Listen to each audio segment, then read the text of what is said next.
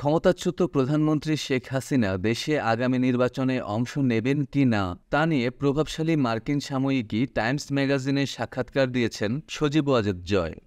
তিনি বলেছেন, তার নির্বাচনে অংশগ্রহণ নিয়ে এখন পর্যন্ত কোনো সিদ্ধান্ত নেওয়া হয়নি। ৩ অক্টোবর সাক্ষাৎকারে জয় জানান, বাংলাদেশের বর্তমান পরিস্থিতি নিয়ে তার মা অনেক হতাশ এবং বিচলিত। শেখ হাসিনা মনে করছেন তার গত ১৫ বছরের প্রচেষ্টা ব্যর্থ হতে চলেছে। কোটা আন্দোলনের প্রসঙ্গে পারিবারিক হোয়াটসঅ্যাপ গ্রুপের আলোচনার প্রসঙ্গ টেনে তিনি বলেন, আমরা কোটা আন্দোলন দেখে সবাই হতবাক হয়েছি। হোয়াটসঅ্যাপ গ্রুপে এমনকি আমি বলেছিলাম ৩০% কোটা অনেক বেশি, এটি আমাদের কমিয়ে ৫% নামিয়ে আনা উচিত। কোটা আন্দোলনের সময় তার মায়ের প্রশাসনের ক্র্যাকডাউন নিয়ে ভুলের কথা স্বীকার করেছেন জয়। তবে তিনি বলেছেন, অর্ধেকের বেশি হতাহত সন্ত্রাসীদের কারণে হয়েছে। এক্ষেত্রে তিনি বিদেশি একটি গোয়েন্দা সংস্থার দিকে ইঙ্গিত করেছেন।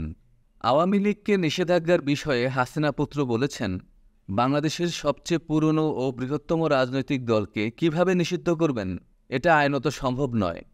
এদিকে এরই মধ্যে নোবেল বিজয়ী অর্থনীতিবিদ ড. মোহাম্মদ ইউনূসের নেতৃত্বে অন্তর্বর্তী সরকারের ২ মাস হতে চলেছে। রাজনৈতিক দলগুলো সরকারের কাছে বিভিন্ন দাবি জানিয়েছে, যার মধ্যে নির্বাচনের সময়সীমা অন্যতম।